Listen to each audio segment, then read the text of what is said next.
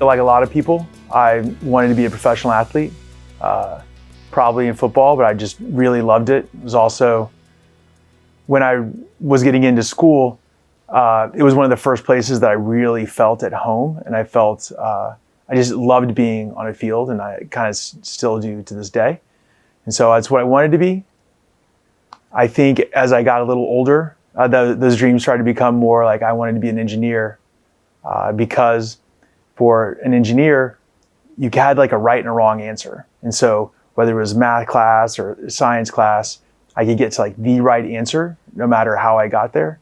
Whereas if I was in English class, I'd have one teacher that might like what I did and another teacher think it didn't have the correct spelling or grammar. So engineer was what I wanted to be. And then I had a lot of support. My parents also wanted me to be engineer. A lot of good things. One, I was very lucky.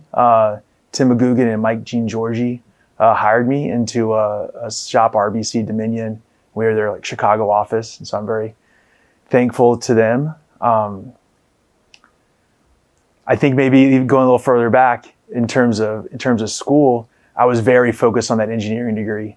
And the idea when I came in, and the reason why I definitely picked mechanical, was because the starting salaries there were pretty darn good back then, and it had a 100% placement rate. So I was like, man, I was guaranteed to have a job, and it was a salary that not only was I was super excited about. I thought couldn't imagine making that much money. I actually had a few interesting trips. One trip I was supposed to float down the Guadalupe, and we got rained out. And then there was this other engineer from UT that was, he was like, I'm going to go to Wall Street. I'm going to knock on the doors. I don't care what I'm going to do, but I'm going to get on the trading floors. And that was the first time I'd heard someone just so excited about a job and understanding it. And so,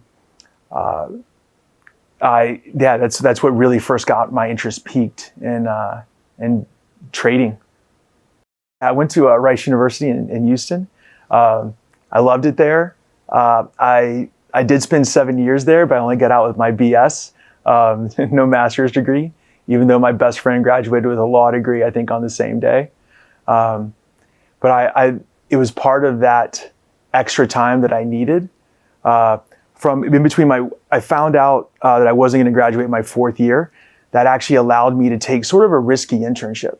Trading was exciting, but I didn't know that I would love it. And it was kind of a flyer that I took to come up here for a summer. And then once I came up here, I just fell in love with it.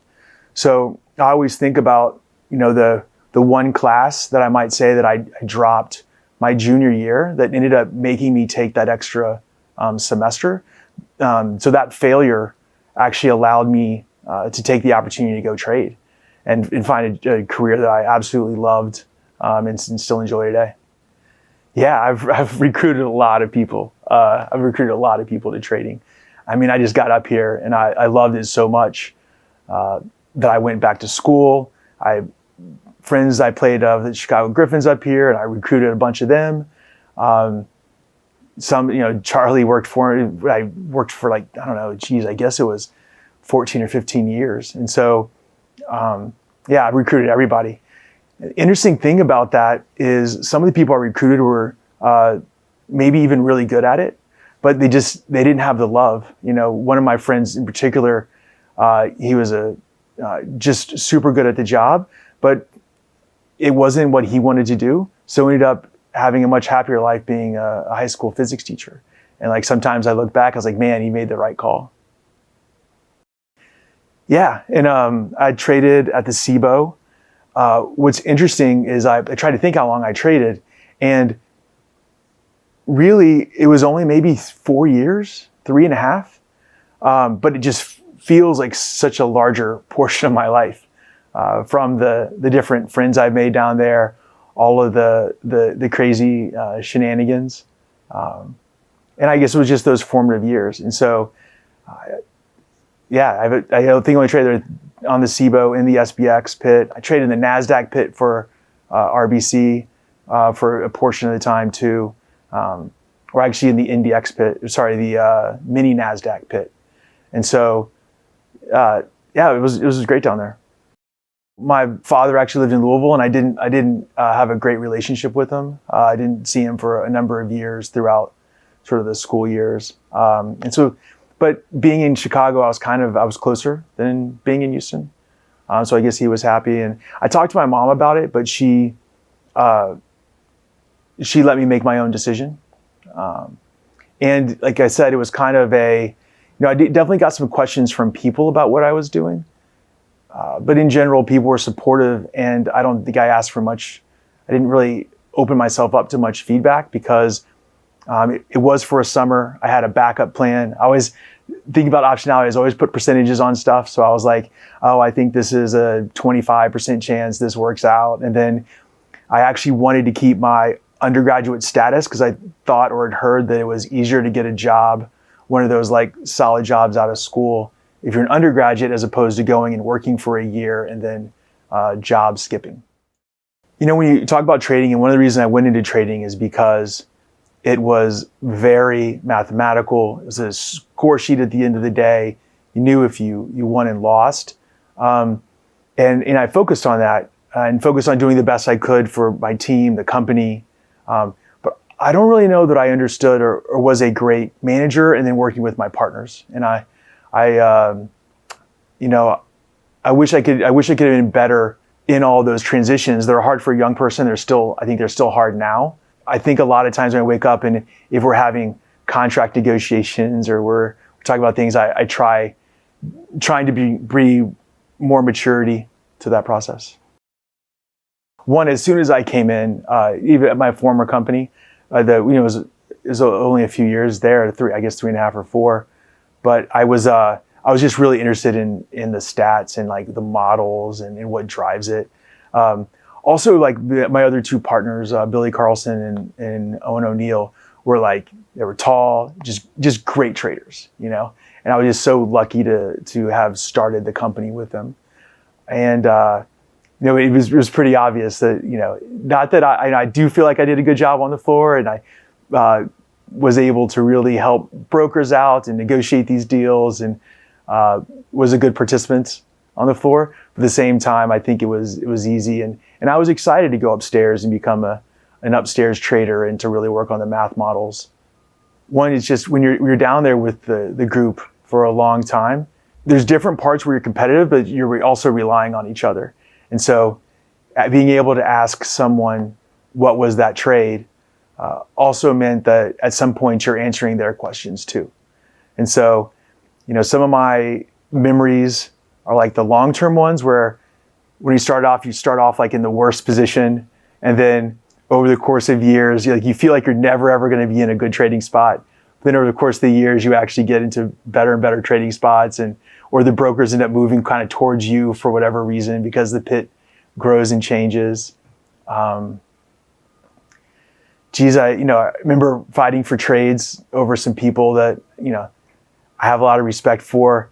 But I was on their backs all day, and I was, jumping and trying to get on my like little small lots. They're called LSXs.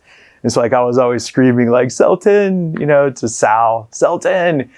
And especially early on in it, right? It's like every $100 I could make was like super important. And at some point, whether people had days, whatever, but got super frustrated in front of me and like kind of tossed me backwards. And, just remember those times. And, I still have those guys I ended up working closely with some of those guys in the future. And just the jokes too, constant, the different songs people would sing as you walk in the pit, the different things that would happen at times in the day. It was exciting. It was fun being down there. I mean, out trades are always the worst. I remember one person like had a sign like this, and this was go around and this was roll. And so, but they won a roll. You don't have to hedge very much in terms of futures, but a go around is a big future trade. And I remember like very early on, I was excited that I thought I'd traded the go around, and I didn't. So I hedged a whole bunch of futures, and then you got hung on futures, and just, especially early on, watching every dollar tick and realizing how hard it was to make those dollars. That was, obviously that was a big memory. I think one time early on when I was trading for my RBC Dominion, there was like a rate cut, and it was like pandemonium. And then of course September 11th was pandemonium. But on the rate cut, everybody was going crazy. And I remember I just taking a breath at that time and say like, all right, I'm not going to be able to solve all the problems of our position. But I just looked up at the book, and we would just yell to the book, which was like a group of trades that had been resting orders. And so then I'd be like, all right, buy 10, buy 10 calls, sell some puts, buy 10 calls. And just realizing that was like the best thing I could do right then. And so that was one of the first times I learned that it's in, where my mentors talk about the fact that it's just making the next best decision, or the decision you can make right there. And so Doug Girard eventually gave me words for that, but that was where I learned it for myself, that it's like, concentrate on what you can control, not what's happened in the past. I mean, most of the days was going down there and it was fun. And then even the days, I remember some days where we would go down there, and it was when it was small, it was just like the three of us. And we had this one position where, of course there was a big down move and weren't prepared for it. Like, all right, but we're going to make it up day trading. And then within the first hour we had made it up, and it was just such an exciting teamwork. It was like, wow, we did it. And there was a bad situation. We made some good decisions. We made the trades in the appropriate size, which is very difficult. It's not always identifying the good trades and the bad trades. It's always also identifying the size of the trades. And because we had a bigger position, we were able to actually trade bigger into the closing sides, and that was fun. Sometimes you go down there and people's, you get into old relationships, and you're sitting down there really close to everybody, and it wasn't always comfortable. You always had like a foot to stand. There were always spot disputes, it felt like, so you're always, someone's pushing on you a little bit. But for the most part, I just loved it, have a lot of good relationships from it, look back at those days pretty fondly. I mean, I know I first went down there and I couldn't believe how much money was changing hands on the floor. One story I talk about, the team Belvedere is one of our first core value. And it's just the idea that I could help somebody out and that I played my team role.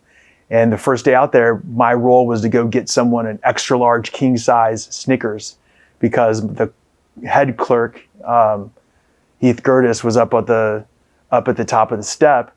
And if I got him that chocolate bar, and he made a $20,000 trade. And, it's specifically for him too. And I gave him the chocolate bar, and then but he actually brought me back up to the steps, and actually told me that, and kind of in front of people a little bit, because he wanted me to have that feeling that I was a part of it also. And it did bring me in. It got me excited about it. And I just thought, every day, what those opportunities were. It's interesting because as we go by, and you've been around, how traders are always like, edge is going to zero, and it is going to zero. We always have to be better and better each year. The edge seemed easier then, but it's probably easier now because there's so much more order flow, and it's broken down in different ways. And but we always have to be willing to adapt, and it's hard to adapt. It's always getting harder. But our system, our models are better. We understand. Back then, I think one of the things we added was like a little thing on the side that adjusted for our interest rate risk and how much each option should move, which is hysterical because interest rates were moving back then. And now people that are newer to the market are like, oh, this is the first time we've had rates. And so it's always fun to hear like, oh, we've never had this problem before. But going back in, there's always a problem to be solved. But there will always most likely be edge in the markets for the people that can find it.